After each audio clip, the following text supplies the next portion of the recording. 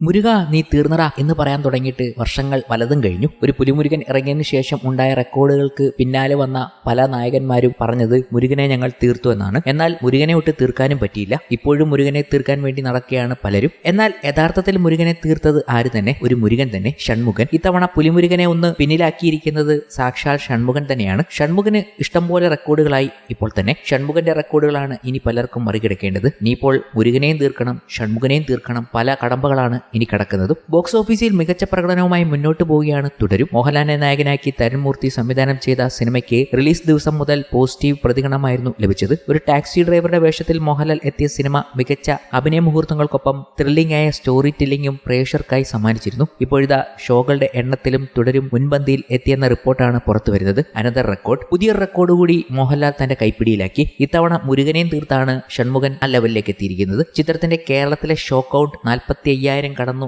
എന്നാണ് പുതിയ വിവരം. പുലിമുരുകൻ നേടിയ 41,000 ഷോകളുടെ റെക്കോർഡാണ് തുടരും മറികടന്നത്. റിലീസ് ചെയ്ത് ആഴ്ചകൾ കഴിയുമ്പോൾ കേരളത്തിൽ നിന്നും മാത്രം ചിത്രം 115 കോടിയാണ് ഇതുവരെ നേടിയിരിക്കുന്നത്. റിപ്പോർട്ടുകൾ പ്രകാരം ആഗോള ബോക്സ് ഓഫീസിൽ നിന്ന് 231.33 കോടി ഗ്രോസ് ആണ് തുടരും സ്വന്തമാക്കിയിരിക്കുന്നത്. 28 ദിവസങ്ങൾക്ക് ശേഷവും ഹൗസ്ഫുൾ ഷോകളുമായി മോഹൻലാൽ ചിത്രം മുന്നേറുകയാണ്. അതുകൊണ്ട് എമ്പുരാന്റെ ഇൻഡസ്ട്രി ഹിറ്റ് പദവിയും മോഹൻലാൽ തന്നെ ഒരുപക്ഷെ തിരുത്തി കുറിച്ചേക്കാം. കേരളത്തിൽ മാത്രമല്ല ഈ ഒരു ഇമ്പാക്ട് തുടരുമെന്ന ചിത്രം കാണിക്കുന്നത് എന്നുകൂടി അവർ എടുത്തു പറയുന്നുണ്ട് ട്രാക്കർമാർ. തുടരുമെന്ന ചിത്രം 30-ാം ദിവസം ബാംഗ്ലൂർ സ്റ്റേറ്റസ് പുറത്തു വന്നപ്പോഴാണ് അതിശയിപ്പിക്കുന്ന ചില കാര്യങ്ങൾ മനസ്സിലാക്കുന്നത്. ബുക്ക് മൈ ഷോയുടെ ലിസ്റ്റ് പരിശോധിക്കുമ്പോൾ ബാംഗ്ലൂർ പല തിയേറ്ററുകളിലും ഫാസ്റ്റ് ഫില്ലിങ്ങും സോൾഡ് ഔട്ട് ആയതും കാണാവുന്നതാണ്. ഇതൊരു ഞെട്ടിപ്പിക്കുന്ന കാര്യം തന്നെ. അതും 30 ദിവസം കഴിഞ്ഞു എന്നതുകൂടി ഓർക്കണം. അതാണ് പ്രേക്ഷകരെ അത്ഭുതപ്പെടുത്തുന്നതും. വെറും 1500 ഷോകൾ വെച്ചാണ് തുടരുമെന്ന ചിത്രം തുടക്കമിട്ടത്. ആ തുടക്കത്തിൽ നിന്നാണ് പുലിമുരുകൻ എന്ന വമ്പൻ ചിത്രത്തെ പോലും മറികടക്കുന്ന ഷോ കൗണ്ടുമായി തുടരുമെന്ന ചിത്രം 29-ാം ദിവസം കഴിയുമ്പോൾ വന്നു നിൽക്കുന്നത്.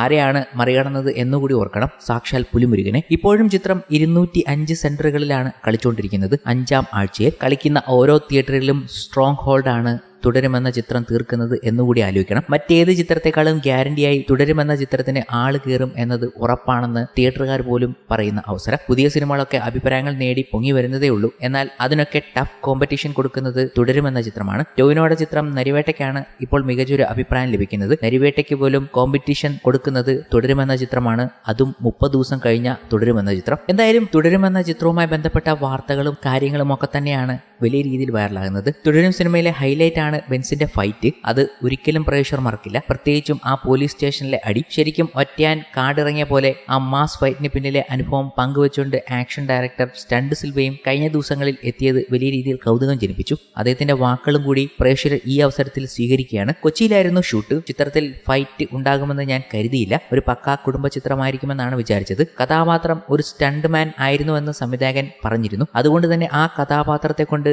എങ്ങനെ ആക്ഷൻ ചെയ്യിക്കണമെന്നും ആരും പറഞ്ഞു തരേണ്ടി വന്നില്ല. ഷൂട്ടിംഗ് തുടങ്ങുന്നതിന് മുമ്പ് പൂജ ചെയ്യുന്ന പതിവുണ്ട്. ആക്ഷൻ ഡയറക്ടറായ ഞാൻ ഫൈറ്റിന് മുമ്പ് മുരുക എന്ന് പറഞ്ഞ് വണങ്ങാറുണ്ട്. ഇതാണ് മോഹൻലാൽ ഫൈറ്റിന് മുമ്പ് മുരുക എന്ന് പറഞ്ഞ് അനുകരിച്ചത്. അത് അദ്ദേഹത്തിന്റെ ഐഡിയ ആയിരുന്നു. കൂടാതെ വിൻഡോയിൽ കൂടി ചാടുന്ന സീനിലും ഫൈറ്റ് കൊറിയോഗ്രാഫിക്ക് വലിയ പ്രാധാന്യമൊന്നുമില്ല, അത് മോഹൻലാൽ തന്നെ ചെയ്തതാണെന്നും അദ്ദേഹം പറയുന്നുണ്ട്. അദ്ദേഹത്തിന്റെ വാക്കുകളും ആ വീഡിയോയുമാണ് ഇപ്പോൾ സോഷ്യൽ മീഡിയയിൽ ശരിക്കും ഞെട്ടിപ്പിക്കുന്നത്. ഞാൻ ലാൽസാറുമായി ചെയ്ത ഭൂരിഭാഗം സിനിമകളിലും ഫൈറ്റ് സീൻ എടുക്കുമ്പോൾ പനിയായിരിക്കും. എന്തുകൊണ്ടെന്നറിയില്ല. തുടരും സിനിമയിൽ ഫൈറ്റ് ചെയ്യുമ്പോൾ മോഹൻലാലിന് 104 ഡിഗ്രി ആയിരുന്നു പനി. എന്നിട്ടും അദ്ദേഹം പിന്മാറിയില്ല. ഒറ്റയാൻ മതമിളകി വരുന്ന പോലെ തോന്നണം ഈ കഥാപാത്രമെന്ന് സംവിധായകൻ പറഞ്ഞു തന്നിരുന്നു. അതുപോലെയാണ് ആ വിൻഡോയിലൂടെ ചാടി വരുന്ന സീനിനെ കുറിച്ചും അദ്ദേഹം പറയുന്നത്. 2-3 വിധത്തിൽ ചാടുന്നത് പ്ലാൻ ചെയ്തു. പക്ഷേ ലാൽസാർ സ്വന്തമായ ശൈലിയിൽ ഒരു ചാട്ടം അങ്ങ് ചാടി. അത്ര തന്നെ. വെറും 1 മിനിറ്റ് കൊണ്ട് ആ ചാട്ടം ഷൂട്ട് ചെയ്ത് കൂളായി ലാൽസാർ തിരിച്ചുപോയി. സത്യം പറഞ്ഞാൽ അവിടെ അതാണ് സംഭവിച്ചത്. വലിയ സംഭവങ്ങളോ വലിയ മുന്നൊരുക്കങ്ങളോ ഒന്നും നടത്തിയില്ല. മോഹൻലാൽ തന്നെ ചെയ്തു. ഇതൊക്കെയല്ലേ വിസ്മയം. മോഹൻലാലിന് അറിയാം അതെങ്ങനെ ആ ഫ്രെയിമിൽ വരുമെന്ന്.